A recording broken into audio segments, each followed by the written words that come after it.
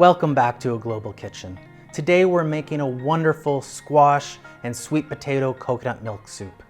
It's perfect for this wintry time of year as it's both light and filling at the same time. The soup is inspired from a morning I spent cooking with some Buddhist nuns at a small nunnery outside the central city of Hue. It was a chilly winter morning and the nuns were busy in the kitchen preparing their meal. In the warmer months, they harvest vegetables from their garden, but they also regularly receive donations from some vegetable vendors at their local market. That day, one of the dishes the nuns made was a soup made from pumpkin, green banana, coconut milk, and boiled peanuts.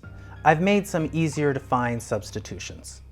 Today we're using some kabocha squash, some sweet potato, some canned white kidney beans, some coconut milk, some homemade light vegetable stock, but you can also use some water if you'd like, some pinch of sugar and salt, freshly ground black pepper, sliced scallions and cilantro for garnish.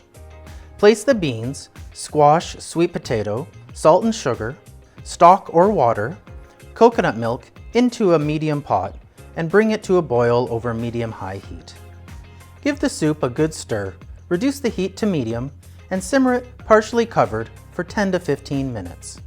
Simmer until both vegetables are soft, tender, and just starting to fall apart. I like to cut through them with the side of a spoon to make sure that they're ready. Cover and let the soup sit for 5 to 10 minutes to further develop flavor and to thicken slightly. Taste and adjust the seasoning with a pinch or two of salt if needed. If you want to add more body to the soup, scoop out a third of the vegetables and beans and mash them in a small bowl or puree them in a blender before returning to the soup. Ladle the soup into soup bowls and garnish with some freshly ground black pepper, scallions, and cilantro. So here we have the squash, sweet potato, coconut milk soup. I love how rustic it looks, where it's chunky and it's got a little bit of body to it. Now let's have a taste. Get a nice sweetness from the vegetables. You've got a nice protein kick from the white beans. Little peppery touch at the end, and then the freshness from the scallions and cilantro. All I really need for lunch is a bowl of this warming soup and an apple, and that's great.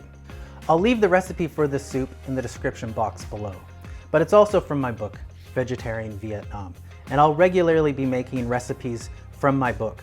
So hit the notification bell and subscribe to A Global Kitchen to get notified when I've uploaded a new recipe. If you make this soup, please leave me a comment. Let me know how it turned out for you or if you made any modifications. I really hope you've enjoyed cooking along with me today, and I'll see you again. Bye and happy cooking.